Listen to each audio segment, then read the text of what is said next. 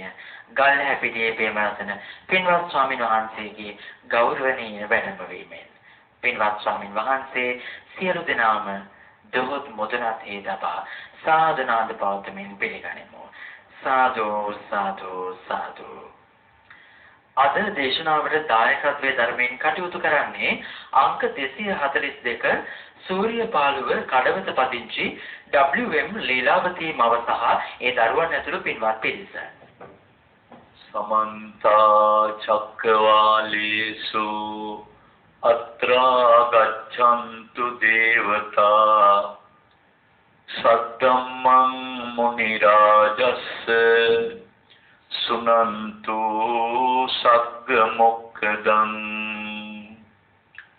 ධම්ම ශ්‍රවණ කාලෝ අයං බදන්තා ධම්ම ශ්‍රවණ කාලෝ අයං බදන්තා ධම්ම ශ්‍රවණ කාලෝ අයං බදන්තා නමෝ තස්ස භගවතෝ අරහතෝ සම්මා සම්බුද්දස්ස නමෝ තස්ස භගවතෝ අරහතෝ සම්මා සම්බුද්දස්ස නමෝ තස්ස භගවතෝ අරහතෝ සම්මා සම්බුද්දස්ස එවං සමුප්පන්නානං බ්‍රාහ්මන භෝගානං චත්තාරි අපාය මුඛානි සම්ති ඉත්ති දුත්තෝ සුරා දුත්තෝ අක්ඛ දුත්තෝ පාප මිත්තෝ පාප පහගෝ පාපං සම්භවෝති. අපේ රටේ පරම පූජනීය මහා සංඝ රත්නයන් මට අවසරයි බෞද්ධ සදාම් රූප වාහිනිය තුල විකාශය වෙන මේ උතුම් සද්ධර්ම දේශනාවේ සදහැබර ධර්මදායකත්වයේ ලබා ගනිමින් කොළඹ සම්බෝධි විහාරස්ථ බෞද්ධ සදාම් මණ්ඩපයට එකතු වෙලා බුදුබණ අහන තෙරුවන් කෙරෙහි ශ්‍රද්ධාව පිහිටි මේ පින්වත් මව්පියවරු තරුණ වයසේ පින්වත් දෝල පුතාලා බෝසත් පුංචි දරුවෝ ඇතුළු පින්වතුන් අපේ රට තුල මුළු මහත් ලෝකේ පුරාම අද මේ උතුම් දේශනාව ශ්‍රවණය කරන ලක්ෂ සංඛ්‍යාත ශ්‍රාවක ශ්‍රාවිකා පින්වත් පින්වතීනි ස්වාමීන් වහන්සේට අදත් බොහෝම ගෞරවයෙන් ආරාධනා කරලයි බෞද්ධ සදහම් මණ්ඩපයට වැඩමවා ගත්තේ. තිලෝගුරු බුදු පියාණන් වහන්සේගේ අනන්ත බුදු ගුණ පරාමර්ශණය කරමින් ඒ ලෝතුරා බුදු ගුණයටයි මේ සෝදමල් පූජා කළේ. භාග්‍යවතුන් වහන්සේගේ අනන්ත බුදු ගුණයෙන් බිදක් මෙනෙහි කරමින් මලක් පහනක් පැන් පදුනක් හෝ පූජා කරගන්න ලැබෙයිද යමෙකුට ඒ කල්ප කෝටි ගානකින් ලැබෙන මහඟු අවස්ථාවක් පින්වත්නි. අනන්ත පින් සිද්ධ වෙන බුද්ධ වන්දනාවන් සෝදමල් පූජාවන් පවත්වලා සිංහල බෞද්ධ සිරිතක් අනුගමනය කරමින් පුරාණ සිරිතට අනුව දෙහෙත් පිරිනමා මේ සද්ධර්ම දේශනාව පවත්වන මෙනෙවෙයි ආරාධනා කළේ.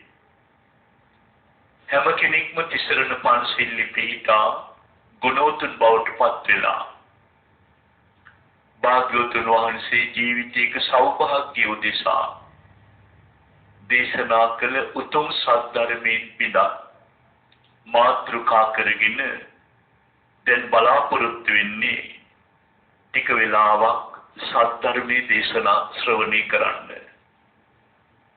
පින්තුනි භාග්‍යවතුන් වහන්සේ දේශනා කළා සුඛා සද්ධම්ම දේශනා ලෝතුරා බුදු කෙනෙක් වදාළ ආර්ය සත්‍ය ධර්මය දේශනා කිරීම ශ්‍රවණය කිරීම දෙලෝ හිතසෝ පිණිස පවතින බව ඒ ලෝකයේ තියෙන උදාරම සැපතයි. උදේ පාන්දර නිින්දෙන් අවදි වෙලා මහරෑ නිින්දට යනතුරු මේ පින්නතුලගේ ජීවිතේ හුඟා මහන්සි වෙන්නේ සැප හොයන්න, සැපසේ ජීවත් වෙන්න.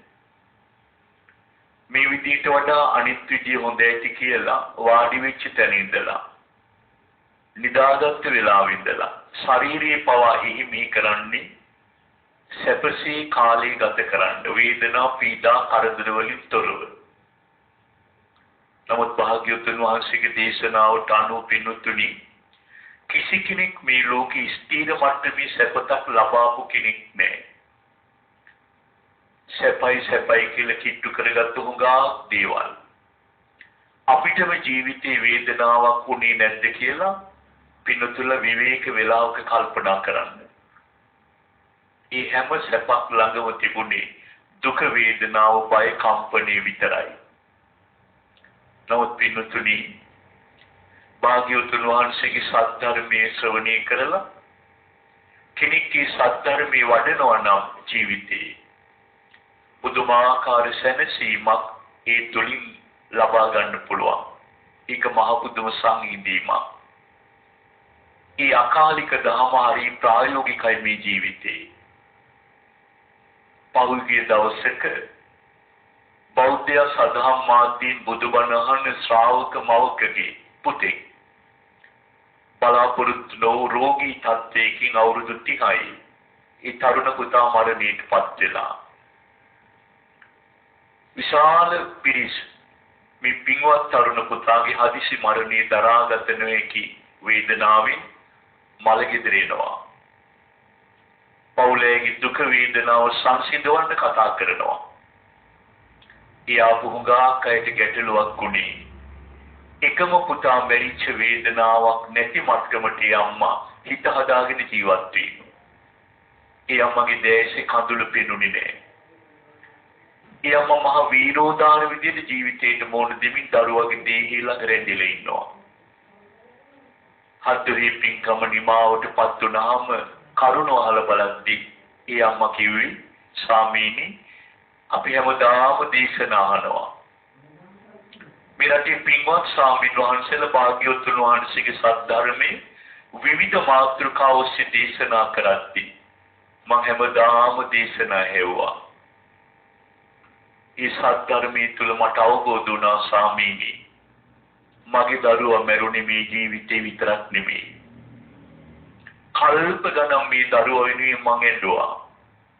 හැමදාම ඒ දරුවා මගේ වෙලා අකාලි මාව දාලා ගියා. භාග්‍යවතුන් වහන්සේම නිවදාලි අම්මා කෙනෙක් තමන්ගේ එකම දරුවා මැරිච්ච දුකට සංසාරේ හැඬු කඳුළු එකතු කළොත් සතර මහා සාගරේ ජලයට වැඩි කියලා. ඒ කඳුළු ගංගාවට තව කඳුළු ටිකක් එකතු වෙනවා විතරයි මම ඇඬුවොත්. මම දනිමි ස්වාමීනි මේක සංසාරේ ස්වභාවය කියලා. පින්වත් දෙමව්පියන්ගේ මම ඉල්ලනවා ඉතින් යන්න සද්ධර්මයේ තුලින්. ඕනම කම්පනයක් දුකක් වේදනාවක් දරාගෙන ගිලගෙන භාග්‍යවතුන් වහන්සේගේ සද්ධර්මයට අනුව ජීවිතේ ගැටලු ගලප ගන්න ඔබ දක්ෂ නම් ඔබයි භාග්‍යවතුන් වහන්සේ සරණ ගිය ආර්ය ශ්‍රාවකයා. ඒ උදාාරතන දියුණු කරගන්න ජීවිතේ. උතුරු තායිලන්තයේ වනගත ආරණ්‍යයක මේත කාලේ පිරිනුවන් පවදාන සිල් මාතා කාලියෝ ගැන ලෝකේ කතා වෙනවා. මේ දේශනා හුඟා කහන්නේ අපේ රටේ අම්මලා තරුණ දියණිවරු හරියට ධර්මය අහනවා ධර්මයේ වඩනවා. පිරිමි කෙනෙකුට ගැටක් වුණාම ජීවිතේ උරුක්ක දෙන ගතියක් තියෙන ස්වභාවය. දියණියෙකුට අම්මා කෙනෙකුට ජීවිතේ බොහෝ දේවල් දරා ගන්න අමාරුයි. අර සිල් මාතා කායෝ පැවිදි වෙන්න පෙර දස සිල් වෙන්න පෙර ගිහි ජීවිතේ හොගා දුක් විඳි කාන්තාවක්. ස්වාමියා බීපත්තේ හැමදාම බීලා ඇවිල්ලා අර කාන්තාවට පිරිතට පාර දෙනවා. අතට අහුවෙන ඕනම දෙයකින් දමල ගහනවා. කිස් වැටියෙන් ඇදගෙන ගිය වටේ ඇදගෙන යනවා. බීර ගන්න කෙනෙක් නැහැ. අහල පහලයි හඬ ඇහුනට ගණන් ගන්නෑ. ඒක ජීවිතයේ හැමදාම හිචානා. පීඩාවෙන් දුක් විඳින්මින් ජීවත් වෙන අතරතුර ඇයට ලැබෙන දරුවෙක්. ඇයද දියණියක්. ස්වාමියාගෙන් පීඩා විඳින්මින් දියණිය ලොකු මහත් කරගන්න ඇය බැලමිනිවරකම් කරනවා, කුලී වැඩ කරනවා. උතුරු තායිලන්තයේ ඈත කඳුකරයක ගොවිපලකට ඇය වතුර කඳ අරගෙන මහා කන්දක් නැගලා, අය බැහැලා, අය කන්ද නැගලා දවස පුරාම කුලියට වතුර අදිනවා. ලැබෙන සොච්චම් මුදල අරගෙන ඇවිත් දරුවා ජීවත් කරනවා. කොච්චර පීඩා කළත් ඇය ස්වාමියාට සැලකුවා. කොච්චර සැලකුවත් ඒ ස්වාමියා හරි පෞකාරයි. මේ සංසාර වෛරේ පිනතුල ඒවට කම්පා වෙන්න එපා. සසර දවසක ජීවිතය අපිට වැරදිලා.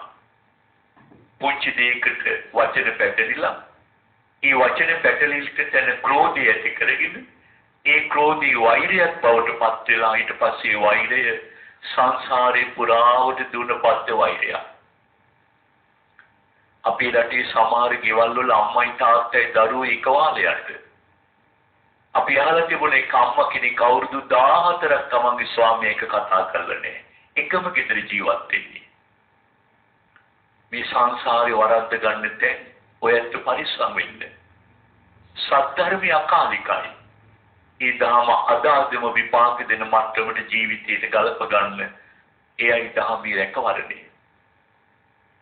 අර කාන්තාව දියණියක් ලොකු මහත් කරගෙන ස්වාමියාට සලකගෙන ජීවිතේ පුරාම කුලී වැඩ කෙරුවා. එක්තරා වස්සාන කාලයක ඒ ස්වාමියාට කියනවා මම ආරාමයට යන්න ඕන.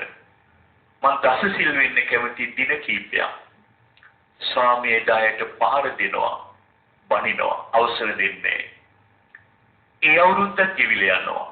ඒ දෙවනි අවුරුද්දේ ස්වාමියාගෙන් බැගෑපත් ඉල්ලනවා. දැන් දියණියත් ලොකුයිනේ. ගෙදර වැඩ කර ටික දරුවා බලාගනි. මට ආරාමයට යන්න අවසර දෙන්න කියලා. අවසර ලැබෙන්නේ. ඒ අවුරුද්දත් ඒ දරාගෙන ගිලගෙන ජීවත් වෙන බලන්න සත්‍ධර්මයේ වඩන්න කැමති කෙනා. ඒ අරමුණින් බැහැර නොවි ඒ ඉලක්කයේ තුල ජීවිතේ දුක් විඳිනවා. අවසානිකතර වස්සානිකයට ලැබෙනවා ආරාමයට ගිහිලා දසසිල් වෙන්න. ඒ ස්වාමීන් වහන්සේලාට මෙහෙණින් වහන්සේලාට සියතින් උපස්ථාන කරනවා. උණු පෙන් සිසිල් පෙන් ඇදලා හදලා දෙනවා. දන් පෙන් හදලා දෙනවා. උතුම් සීලය රකින්නවා. දානශාලාව පිරිසිදු කරනවා. හරි සතුටින් ඇය ඒ වතාවත් කරනවා. ඉඩ ලැබෙන හැම වෙලාවෙම දානශාලාව ඉදිරි වෙච්ච ආහාර පාන ටිකක් ස්වාමියාට දරුවට ගෙනත් දෙනවා. කාලේ ගත වෙච්ච පින්නුතුනි දියණිය තරුණයි. ඒට විවාහයක් කළ දෙනවා. අවාසනාවී විවාහ වෙච්ච තරුණයාට පහු වෙද්දී සුරාවට බැහැ වුණා. තමන් ගුටි කෑවෝ වගේම දියණියත් පීඩාවටපත් වෙනවා. මේ අම්මා මේ සියල්ල කමටහනක් කරගත්තා. කාලේ ගත වෙලා ස්වාමියා ලෙඩ වෙලා මැරෙනවා. දරුවා විවාහ වෙලා දුක් විඳගෙන හරි වෙනම ජීවත් වෙනවා. කායු නිදහස් වෙනවා. ඒ ආරාමයට ඇවිල්ලා පැවිදි වෙනවා. ඒ ජීවිතේ කමටහනක් කරගන්නේ ස්වාමියාගේ පීඩා. ඒ ජීවිතේ කමටහනක් කරගන්නේ එකම දිනේ විඳින දුක් වේදනා. ඒ මේ සියල්ල මෙනෙහි කරනවා. සසර ඉපදීමේ දුක කවදාවත් ගැලවීමක් නැහැ. ඔබ මගේ වේවා කී සංසාරික ප්‍රාර්ථනා තුල මුණ ගැහෙනවා. හමු වෙන හැමදාම ජීවිතේ පීඩා විඳින හැටි ඒ කමඨානට ලක් කළා. ඊටාම ගුණබර යෝගාවචර ස්වාමීන් වහන්සේලා ඇසුරු කළා. ධර්මය ඉගෙන ගත්තා. පින්නතුල දන්නවද? උතුරු තායිලන්තේ වනගත ආරාමයේ පිරිනුවන් පානවා මෑත කාලේ. ලෝකේ අවසන් මහරහත් තෙරණිය හැටියට ඒ විතරාගී රහත් ඵලයටපත් වෙලා. මම මේ ටික මතක් කළේ දේශනාව ආරම්භයේදීම. පින්තුනි ජීවිතයේ විදිහේ හැම කටුක අත්දැකීමක්ම කමටහනක් කරගෙන සිල් මාතා කායුසේ සොයාගෙන යන භාග්‍යවතුන් වහන්සේගේ අකාලික දහම. අදිෂ්ඨානයක් ඇති කරගන්න ජීවිතේ මට රහත් වෙන්න පින නෝනා. මේ ආත්ම භාවයේ සෝතාපන්න ශ්‍රාවකෙක් බවට පත් වෙලා සතර අපායන් මිදී දහම් මඟ වඩා ඉපදෙන මරණ සංසාරයෙන් ඈතර වෙනවාමයි කියන අදිෂ්ඨානීය වඩමින් පිනතුල ජීවත් වෙන්න. කොයිතරම් දේශනා ඉසුරු කළත් පින්නතුනි ප්‍රායෝගික වේ දේශනා ජීවිතයට බද්ධ කර නොගත්තොත් අවාසනාව සත්‍ය අපින් ගිලිහි යනවා. සම්බුද්ධ ශාසනය අපින් ගිලිහි යනවා. උදාර මනුස්ස ජීවිතය අපින් ගිලිහි යනවා. අරෝබලත් වෙලා ලඩු කැටිච්ච ලෙඩෙන්ට වැටිලා අවුරුදු ගණන් අහස දිහා බලාගෙන දුක් විඳින්න ඕනෝ. අන්න එදා අපි හුඟා බය වෙනවා. පින්තුල මේක දන්නවද? ලෝකයේ තියෙන දරුණුම වේදනාව මරණීය වේදනාවයි. ඒ වේදනාව දෙගුණ වෙනවා ජීවිතේ දහම්මකට පත් කර නොගත් අයට. එයා ලෙඩැඳිද්දී හැමදාම කල්පනා වෙන්නේ ජීවිතයේ අතීත මතක සටහන්. ඒ අතීත සංස්කාරයට අවබෝධ වෙනවා. මම දස්පෙන් දුන්න කෙනෙක් නෙමෙයි. දිනායට ද්වේෂ කළා. මම තුන් සීලය ආරක්ෂා කළේ නෑ මෙච්චර ඉඩ පහසුකම් තිබිලා. මම ඒවට යන අයටත් අවඥාවෙන් විහිළු කළා. මම ධර්මයේ ඇහුවේ නෑ. ධර්මයේ තුල ජීවත් වුණේ නෑ.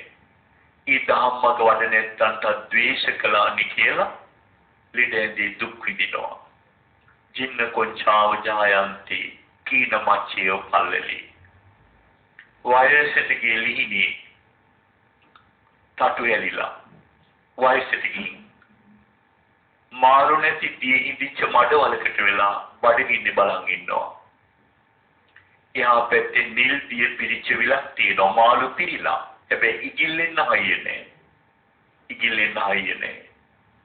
එදාට පසුතැවීම විනා සැනසීමට හේතු අපි නිර්මාණය කරගෙන නෑ. මෙන්න මේ භයානක අනතුරු අඳුනගෙන පින්වත්නි භාග්‍යවතුන් වහන්සේට කළ හැකි උදාර බුද්ධ පූජාව අප්‍රමාදී වෙන්න. ජීවිතයේ අනිත්‍යතාවය අනිත්‍ය සංඥාව නිතර වඩන්න.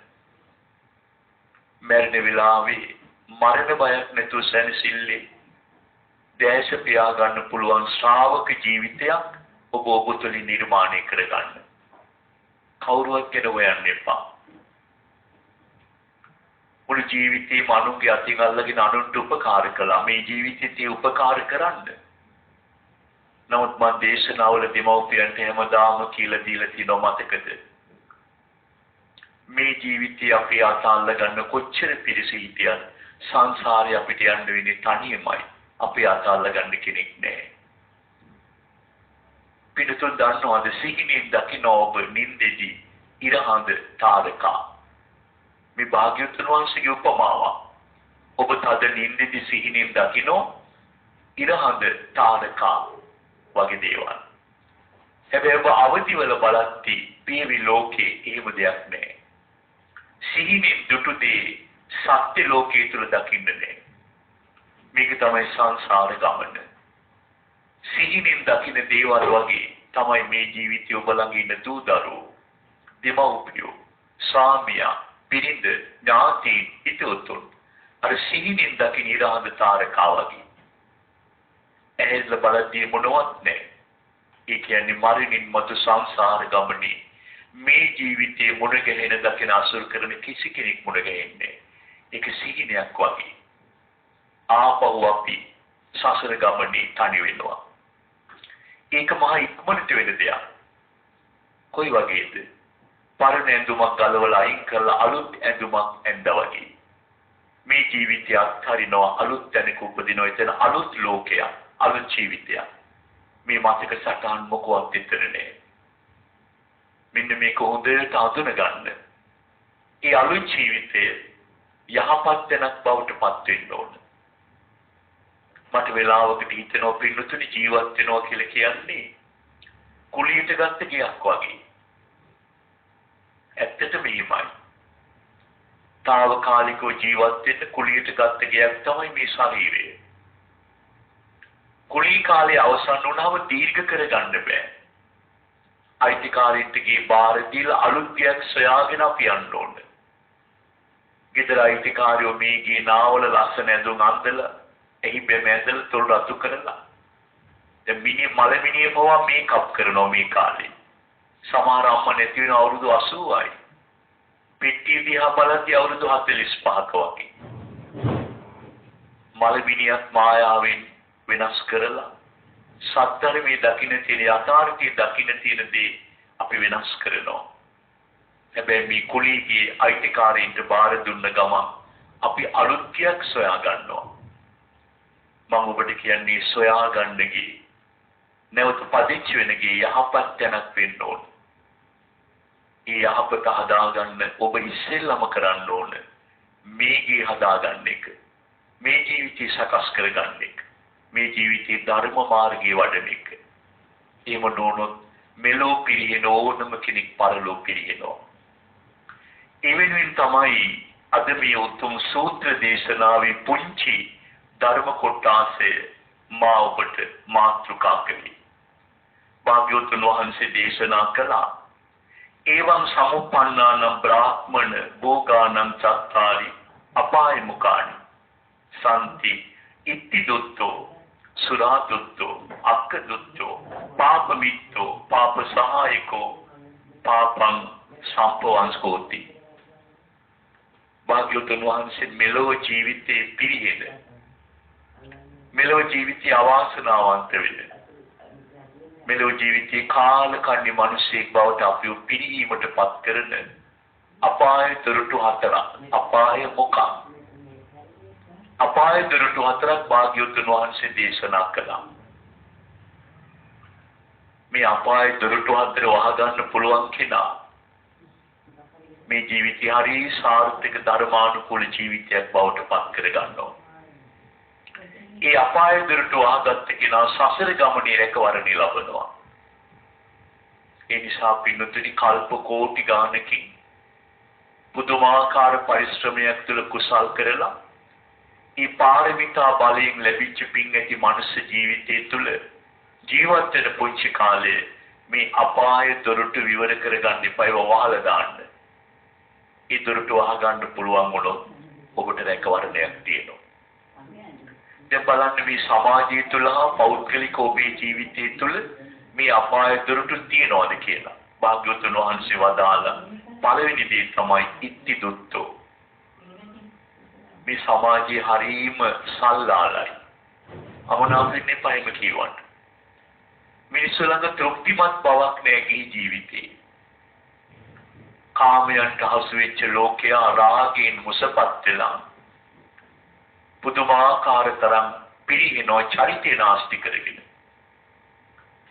භාග්‍යවතුන් වහන්සේ වදාළේ ඉත්ති දුත්තෝ ස්ත්‍රීන්ට දුර්තෝ ලොල්ලු සමාජයේ තමන්ගේ තත්ත්වේ තරාතිරම දැනුගත් වටපිටාව දූදරුව පෞල් පසුබිම මේ මොනවාවත් අවබෝධයක් නැතුව යම් ස්ත්‍රියක් නිසා ඇති කරගත්ත රාගය තුළ පිරිහිච්ච ජීවිත වගේම පෞල් ජීවිත අපේ රටේ අපවණයි. උගා කම්මලා ස්වාමියාට අවවාද කරලා ඒ සල්ලාල කමින් මොදව ගන්න බැරි වුණාම දසදහස් වරඬලා දැන් අදන් ඇස්වල කඳුළු නැති තැන ඒගොල්ලෝ හිත හදාගෙන ධර්මයේ වඩනවා. පින්වත් ඔබින් මම ඉල්ලන්නේ ඉවෙනි පෞකාර චරිත තියෙන උදවියත් එක්ක ගැටීම් ඇති කරගන්න එපා. කරුණාවෙන් කරුණු කියලා දීලා හදාගන්න බලන්න. ආදීනවේ අඳුනාගන්නේ නැතිනම් ඔබ පැත්තකට වෙන්න. අවවාද කරන්න යන්න එපා. එයා පිරිගෙනෝ මෙලෝ පරලෝ දෙලෝ. පසිනදී කොසල් මහරජතුමාට ඊටාම හිතවත් පුරෝහිත බ්‍රාහ්මණෙක් හිටියා. කොසල් මහරජතුමාගේ අතිශය හිතවතී. රජුරෝ කල්පනා කළා මගේ හොඳ යාළුවෙක් එයාට ධනෙ තියෙනවා බලය තියෙනවා පෞල් පසුබිම තියෙනවා. මෙයාට සිටු තනතුරක් දෙන්න ඕනේ කියලා. සම්භාවනීය ගරු තනතුරක්. සිටුවරෙක් බවට පත් කළා. නම් කළා. තමගේ හිතවත් බ්‍රාහ්මණයා. මොනතරම් තනතුරක පිහිටියත් මේ මිනිස්යාගේ සල්ලාලකම අවසන් වුණේ නැහැ. පෞකාර බ්‍රාහ්මණී. මහා දෙවන්ත සිටුමාලිගාවේ සම්පත් මැද ජීවත් වෙච්ච ධනවත් බ්‍රාහ්මණෙක්. මහානුභාව සම්පන්න මහේසාක්‍ය බ්‍රාහ්මණෙක්. කොච්චර පහද්ද මේ ස්ත්‍රී ලෝලීත්වය කියනවනම් සිටුමාලිගාවේ බැල මෙහෙවරකම් කරන අසරණ දාසියක් බලෙන් හිතවත් කරගත්තා. සිටුමාලිගාවට හොරින් මේ සම්බන්ධය දිගටම පවත්වගෙන ගියා. ඔය රාගින් මොසපත් වෙච්ච මිනිස්සු සැනසෙලි නිදාගන්නේ නැහැ. සැනසෙල්ලි ප්‍රශ්නයක් දිහා බලන්නේ. ඒගොල්ලෝ මුළු ජීවිතේම කලබලයි. ඇයි? ස්ත්‍රීන් කෙරෙහි ඇතිවෙච්ච ලොල් භාවය තුළ ඒ අරුමුණුමයි හොයන්න උදේ ඉඳලා රැ වෙනකම්. අවසානයේ මොකද වුනේ? ප්‍රතිඵලය සිටුවරයට දාව ගැප් ගන්නවා අර අසරණ දාසිය දරුවෙක් වෙනුවෙන්. ඒ මේක සිටුවරයට කියනවා.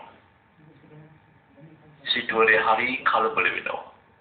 දේවිය සිටු දේවිය දැනගත්තොත්, සිටු මාලිගාවේ උදවිය දැනගත්තොත්, රටවැසියෝ දැනගත්තොත් ඊටත් වඩා භයානකයි.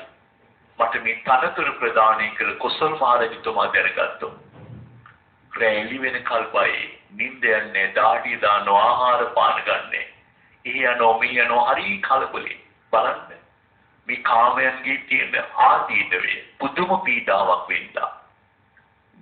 අවසානයේ පින්නොත්නි ඒ වගේ පෞකාර දෙයකට යොමු වෙච්ච මිනිස්සු මේ පව වහගන්න තව බරපතල දේවල් කරගන්නවා.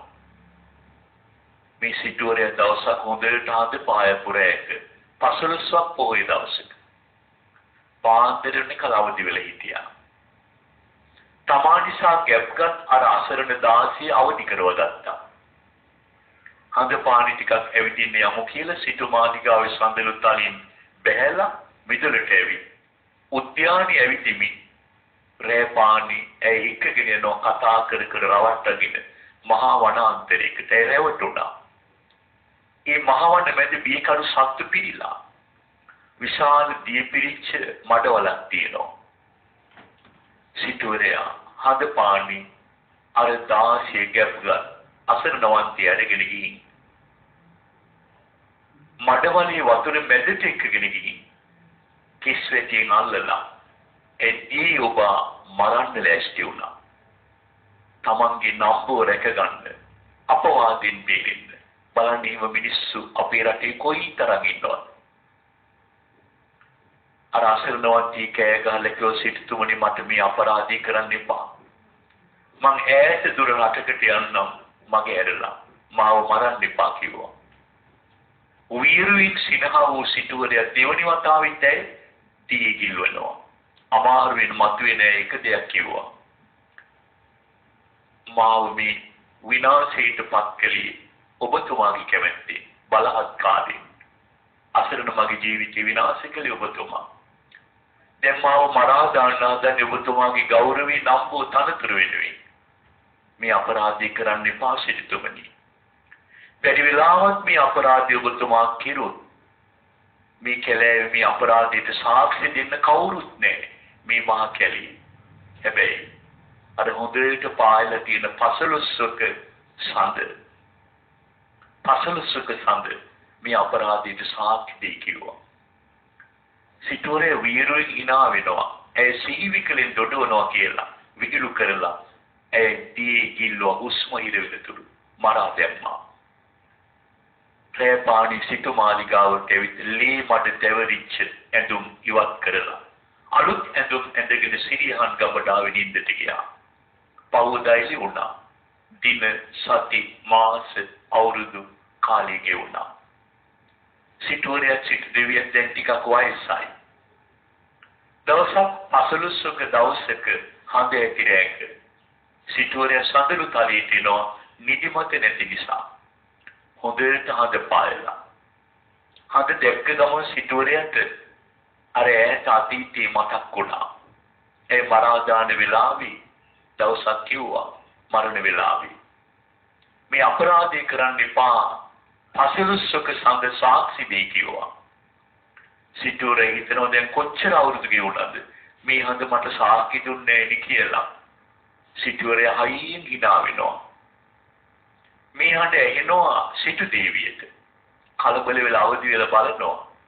සිටුවරය නිදිනේ සඳලු තලයේ හඳ දිහා බලාගෙන hina වෙනවා. සිටු දේවිය විත් අහනවා ඇයි අසනීපයක්ද මොකක්ද මේ? කලබලයි. පෙරත්ත කර ලැබුවා. ඇයි hina වුනේ කියලා. ගැලවෙන්න අතක් නැති තැන අවුරුදු ගානක සිදුවීම සිටුවරය සිටු දේවියට කියනවා. සිටු දේවියට පුදුම පිළිකුලක්. පුදුම ද්වේෂයක් බයක් මේ මිනිස්සේ කෙරේ ඇති වුණා. රෑ ඉදි වෙනකල් අවදියෙන් හිටියා. පාන්දරින් නැගිටලා හිතවත්ම දාසිය අවදි කරගෙන දුවගෙන යනවා පාගමනින්. රජතුමා මුණ ගැහින්න කෝසල රජතුමා දකින්න මාලිගාවට. සේවක වින දිනෝ රජුරු මුණ ගැහින්න හිතවත්ම සිටුවරයාගේ දේවිය නිසා.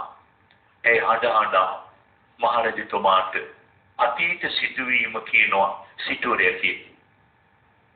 කියලා ඉල්ලීමක් කළා මේ ස්ත්‍රී ලෝලත්වයේ කාමයට ගිජවිච්ච මේ කාමාතුර මිනිස්සයා අනේ දේවයන් වහන්සේ අපිවත් මරයි. රජුරෝ සිටුවරයා කැඳවනවා. අධිකරණ ශාලාවේ නඩුව අහනවා. සාක්ෂිත් එක්ක මරණේ නඩුව ඔප්පු වෙනවා. දඬුවමක් නියම කළා. මොකද්ද දඬුවම? පසළොස්වක සඳ පෑයෝ රාත්‍රියක වදකින් තන කළා. පහර දෙමින් සිටුවරය ඇදගෙන යන්න මේ මහා කැලේ දී පිරිච්ච මඩවලට. තුන් වතාවක් දී ගිල්වන්න. දී ගිල්වා මරා දාන්න. ඒ වගේ මහද පාය පුරයක වදකයෝ ඒ දඬුවම දුන්නා සිටුවරයාට. මට ඔබෙන් අහන්න ඕනකම තිබ්බ එක දෙයයි. මතකද සඳ සාක්ෂි දීපු ඇති. ඒ නිසා චරිතය ආරක්ෂා කරගන්න. කාන්තාවක් නිසා වෙනසුණු සිටුවරේ. ස්ත්‍රී ලෝහිතය කාමී නිසා වෙනසිච්ච සිටුවරේ. ඒ කරන අපරාධ ලෝකිත වහන් වේ. භාග්‍යවතුන් වහන්සේ දේශනා කළා අන්ධ වෙච්ච රාගයෙන් මිනිස්සු අකටයුතු කරන පව් කරගන්නවා. එයා හිතන්නේ ඒක දන්නේ එයා විතරයි කියලා. හැබැයි භාග්‍යවතුන් වහන්සේ වදාලා මිනිස්සු රහසේ කයින් වචනෙන් හිතින් කරන අකුසල් තමන් හිතාගත්තට මෝඩකමට ඒක දන්නේ මං විතරයි කියලා. වනගත දෙවිවරු ඒක බලන් ඉන්නවා කියලා. වනේ දෙවිවරු පවා ඒ කරන අකටයුතු බලන් ඉන්නවා කියලා. බලන්න සඳ සාක්ෂි දුන්නා. කළ වැරැද්දට. චරිතය ආරක්ෂා කරගන්න. අපාය මොකක්කෝ ස්ත්‍රී ලෝලීත්වය. මේක හොඳට හිතට අරගෙන පරිස්සම් වෙන්න. තමන්ට අවවාද කරගෙන තමන්ගේ ජීවිතය තුළ පාලනයක් ඇති කරගන්න. භාග්‍යවතුන් වහන්සේ වදාළ පළවෙනි අපාය මොක දොරටුව. ඒක වහගන්න ජීවිතේ තරුණ පුතාලා, තරුණ දුවලා, කුමරි බඹසර රැකගෙන ලස්සන පිවිතුරු ජීවිතේ චරිතය ආරක්ෂා කරගන්න. අපේ රටේ පින්වත් පියවරු තමන්ගේ බිරිඳ දරුවෝ සංසාරේ පුරාම තමන් එක්කෙන ගමන මේ ජීවිතෙත් මුණ ගැහුණා. ප්‍රශ්න ගැටලු කරදර පෞල් ජීවිතවල ඇති. දරුවන්ටවත් ඇහෙන්න සාකච්ඡා කරන්න එපා. ඒ අහිංසක දරුවන්ට පීඩාවක් දෙන්න එපා. තමන්ට අවවාද කරගෙන චරිතය හදා ගන්න. ඒ අපාය දුරුටුව වහලා දාන්න. ඔබේ ජීවිතේ මෙලෝ පරලෝ දෙලෝ පුදුමාකාර සැනසීමක් රැකවරණය. දෙවැනි කාරණේ තමයි සුරාදුත්තෝ. මේ සුරාවට ගිජු වීම මෙලෝ පරලෝ දෙලෝ පිරිහීමට පත් කරන අපාය දොරටුවක් ඇටියට භාග්‍යවතුන් වහන්සේ වදාළා. මත් වතුර, මත් ද්‍රව්‍ය, සුරාවටි හුඟක් අය කියන්නේ මත්පැන් කියලා. මම නම් කියනවා එහෙම කියන්න එපා. අසංකේය ගණන් පාරමී දහම් පුරලා කල්ප ගණන් සංසාරේ ලෝතර බුදු බව ලැබූ භාග්‍යවතුන් වහන්සේගේ බුද්ධාසනය තුල පූජා කරන්නේ දැන්. ඉතින් මිනිස්සු පිරිහීමට පත් කරන අපාය දොරටුවක් වූ ඒ සුරාවටත් ඔබ පැන් කියනවා නම් ඒක නොගැලපෙන බව තේරුම් අරගන්න. වැරැද්දක් නෑ. අපි ඒවා නිවැරදි කරගමු. මත් වතුර මත් ද්‍රව්‍ය. දැන් මත් වතුරට වඩා පිටුතුනි ජනගත වෙලා අපේ සමාජය තුළ විස මත් ද්‍රව්‍ය, මත් කුඩු, මත් පෙති, මත් දුම්, මත් ද්‍රව්‍ය දු ආහාර පාන පුදුමාකාර විදිහට මේ සමාජය තුළ ව්‍යාප්ත වෙලා. අපේ රටේ නවගිය පාසල්වල දරුවෝ මේවට ඇබ්බැහි වෙලා. පෞද්ගලික කාර්ය ආරංචි වන අපේ රටේ තාම ප්‍රසිද්ධ බාලිකා විද්‍යාලයක දියණිවරු මුදවා ගන්න බැරි තරම් මත් ද්‍රව්‍ය වලට ඇබ්බැහි වෙච්ච තැන්. ඒ සමහර තැන් තියෙනවනේ නවගිය විද්‍යාවල දරුවෝ වාර්ෂික ක්‍රීඩා උත්සව වලදී හැසිරෙන හැටි ඉතාම අශෝභනයි. පින්වත් නම්බුකාර දෙමව්පියන්ගේ දරුවෝ. නමුත් දරුවෝ තුලී වැදගත්කම නැ දෙමව්පියන් තුල තියෙන සමාජයේ තුලින් විසමාචාර දෙයට ඇබ්බැහි වෙලා. හලාහල විස පානේ අපාය දුරටුවක් ඇටියට භාග්‍යවතුන් වහන්සේ වදාලා. ඒ පිරිහීමෙන් ගැලවෙන්න. දැන් මේ සුරාවට මත්ද්‍රව්‍ය වලට ඇබ්බැහි වෙච්ච අයට ජීවිතේ ලැබෙන දේවල් මොනවද? භාග්‍යවතුන් වහන්සේ හරි අපූර්වට විද්‍යමාන කළා. උන්මත්තකා. මත්ද්‍රව්‍ය වලට සුරාවට ඇබ්බැහි වෙච්ච උදවිය උන්මත්තකයි. මානසික පිස්සක්, මානසික රෝගී. ඇසිඩින් එහෙමනේ. විගත ලැජ්ජ ගුණා භවಂತಿ. විනෝදිනී මේ ලෝකේ පාලනය කරන ගුණ දෙකක් තියෙනවා. මේ මුළු විශ්වයම පාලනය කරන්නේ ওই වචන දෙකෙන්. ඒ තමයි ලැජ්ජ බය දෙක. හිරි ඔතම්. ලෝකපාලක ධර්ම කියලා කියනවා, දේව ධර්ම කියලා කියනවා. ওই වචන දෙක පිළිච්චදා ගිලිච්චදා මේ මුළු ලෝකේම වණී වන සතුන් පිළිච්ච තැනක් වගේ වෙනවා. ওই සුරාවට ඇබ්බැහි වෙච්ච උදවිය තුල ওই ගුණ දෙක නෑනේ, හිරි ඔතම් දෙක. විගත ලැජ්ජ ගුණා භවಂತಿ. ලැජ්ජාවයි බයයි කියන ගුණ දෙකම පිළිහිලා. මොනවටද? වැරදි කරන්න තියෙන ලැජ්ජාවත් එහි විපාකයට බය. ওই දෙක පිළිහිනවා මොන මිනිස්සුලා. බලන්නකෝ. ඕනම සමාජ තලයක වනසතුන් වගේ පිළිහිලා හැසිරෙනවා. භාග්‍යවතුන් වහන්සේ වදාළ ඊළඟ දේ තමයි දීනා සදා. සුරාවට ඇබ්බැහි වෙච්ච මිනිසයා දීනා සදා හැමදාම දිලින්දේ. මොනතරම් දේ හම්බ කළත් ඒ සියල්ල යොදවන්නේ විෂ මත්ද්‍රව්‍ය වලට, මත් වතුර වලට, සුරාපානයට. පෞල් ජීවිත ගරාගඩිලා දරුවාමතේ. මේ අවුරුද්දේ පාසල් යවන දරුවන්ට පොත් ටිකක් අරගෙන දෙන්න. අම්මා කුලී වැඩ කරන රට. තාත්තා උපේන හැමදේම බොනවා. අපාය දොරටුවක් නෙමෙයිද මෙලොවයි පරලොවයි දෙලොවම පිරීලා. තමන්ගේ පෞල් ජීවිතේ පවා පායක් වෙලා. දීනා සදා හැමදාම දිලින්දෝ. ඊළඟදී විෂම ශෝක පරායනාච. පුදුමාකාර අසනීප, භයානක අසනීප, වෛද්‍යරුන්ට ප්‍රතිකාර නැති අසනීප. මේ සුරාව නිසා මේ ජීවිතේ විපාක. පරලෝකෙ මොකද වෙන්නේ? මේක ඔබ හිතුවද? නෑ. භාග්‍යවතුන් වහන්සේ වදාලා ජාතා භවේසු විවිදේසු විරූපදේහා. උපදින ආත්ම සංසාරේ භයානක විරූප ශරීර ලැබෙනවා. පිළිකුල් දේ මන්ද බුද්ධික අප්‍රගත ආරෝපල දකින්න ප්‍රිය නැති පිළිකුල් සහගත ශරීර ඇති මිනිස්සු වෙනවා. මේ විෂ වීදුරුවක් කටියාලාගත්ත පාපේට.